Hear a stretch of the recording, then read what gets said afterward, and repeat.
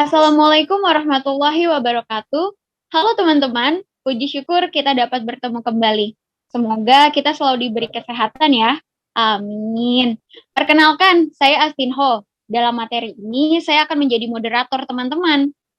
Oke teman-teman, di kesempatan kali ini, kami dari kelompok 4 telah menyusun materi mengenai konvensi naskah yang nantinya akan disampaikan oleh Salsabila and Paul. Would you want to say hello, Salsa and Paul?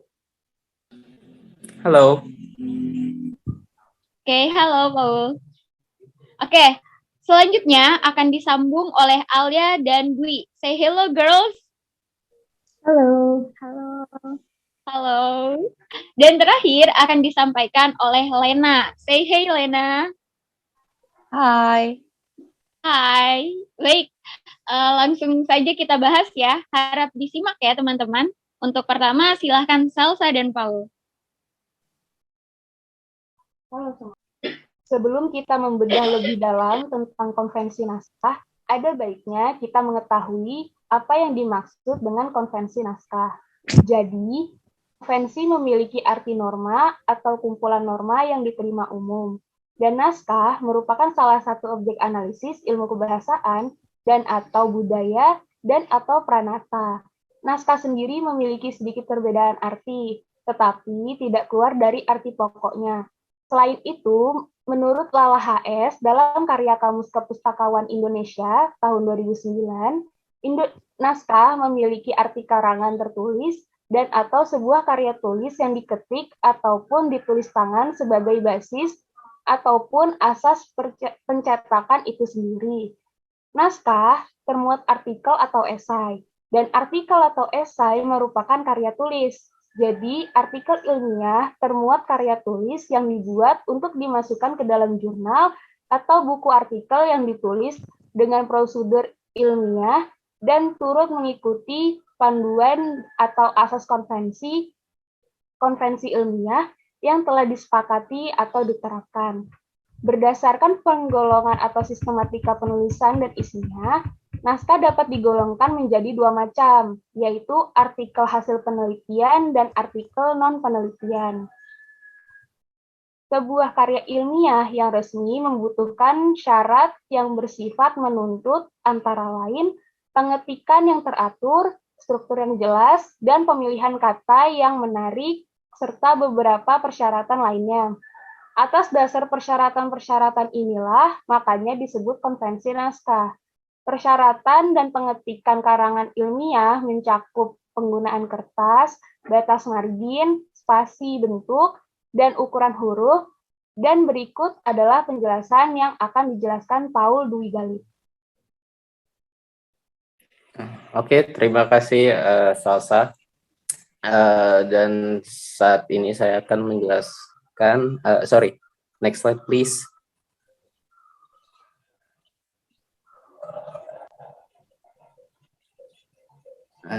Satu lagi.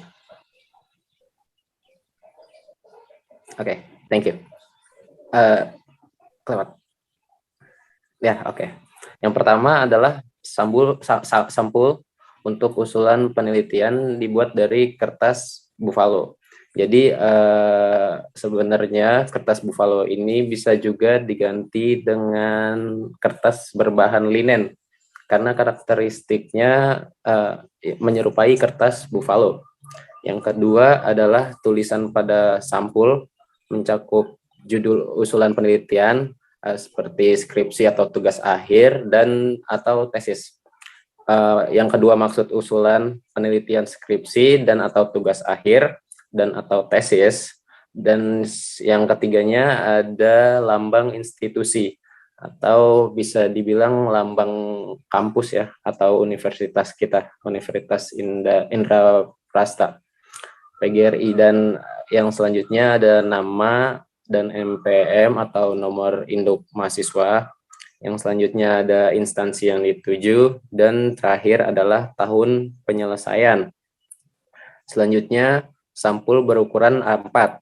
Untuk kertas A4 yang beredar di pasaran disesuaikan dengan standar ISO, yakni 21 dikali 29,7 cm atau 8,27 dikali 11,69 inch. Serta kertas berukuran A4 ini atau berformat A4 juga dapat mudah diakses di Microsoft Word, ada formatnya sendiri. Kertas ini juga biasa disebut dengan kertas HVS. Oke. Yang selanjutnya adalah sampul diperkuat dengan karton atau hardcover. Nah, hardcover merupakan sebuah metode penjilitan sebuah dokumen dengan ukuran jenis bahan yang dilengkapi dengan cover atau sampul yang keras. Berbeda dengan jilid lainnya yang hanya menggunakan kertas buffalo atau plastik mika. Jika hardcover biasanya ditambahkan karton sebagai covernya. Nah, sehingga cover menjadi lebih tebal. Secara umur, buku dengan jilidan hardcover akan lebih awet, lebih kuat, dan terkesan lebih eksklusif. Nah, yang terakhir adalah naskah ditulis dengan HVS A4 dan tidak bolak-balik. Nah, setiap lembar diketik pada satu sisi halaman saja, tidak bolak-balik. Setiap lembar hanya satu halaman, kecuali dia sudah masuk ke dalam isi dari naskah tersebut. Kalau hanya sampul atau judul, hanya satu halaman saja, tidak bolak-balik. Itu saja penjelasannya. Selanjutnya akan dilanjutkan oleh saudara Alia kepada Alia. Baik, terima kasih untuk waktunya.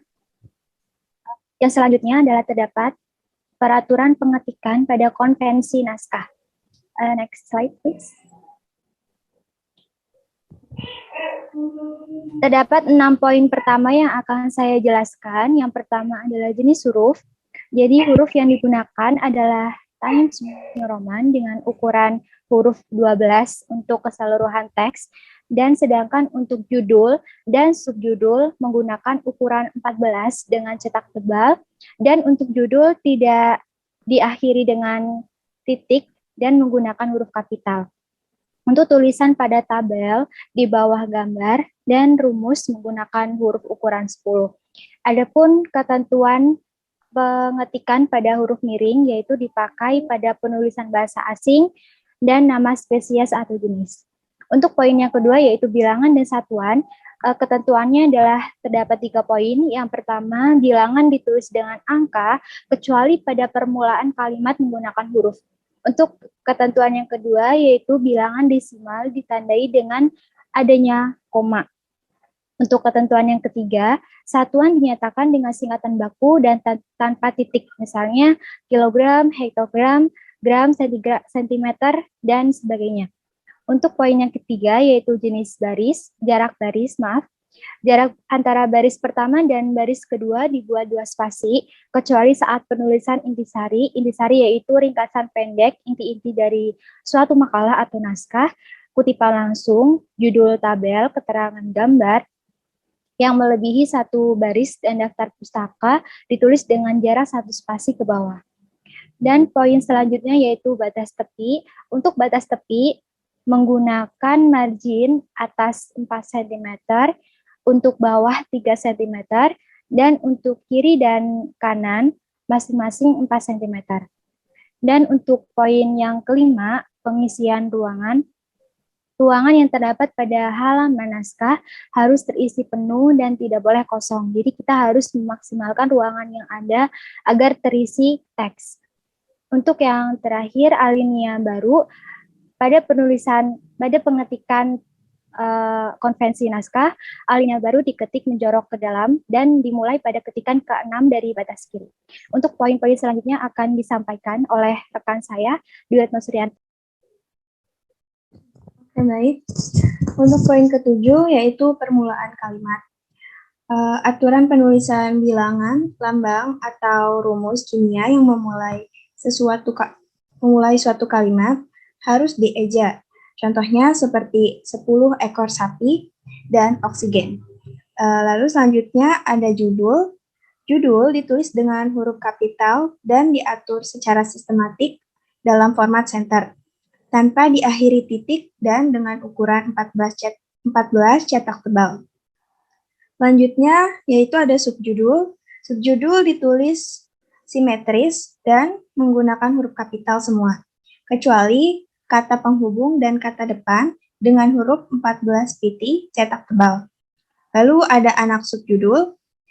Anak subjudul diketik dimulai dari batas kiri dengan huruf ukuran 12 piti cetak tebal, hanya huruf pertama saja yang kapital tanpa diikuti titik. Kalimat pertama sesudah anak subjudul dimulai dengan alinea baru. Yang ke-11 ada header atau footer.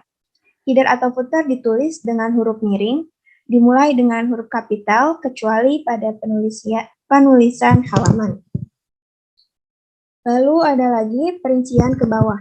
Jika pada penulisan naskah ada perincian yang harus disusun ke bawah, urutan dibuat dengan penomoran angka atau huruf sesuai dengan derajat perincian. Penggunaan simbol di depan tidak diperbolehkan. Lalu yang terakhir yaitu peletakan simetris. Letak simetris gambar, tabel, persamaan, judul, dan subjudul ditulis simetris terhadap tepi kiri dan kanan pengetikan yaitu dalam format sensor. Selanjutnya akan dijelaskan oleh rekan saya, Yasetin Novelin. Baik, selanjutnya saya akan menjelaskan mengenai sistematika penomoran. Next.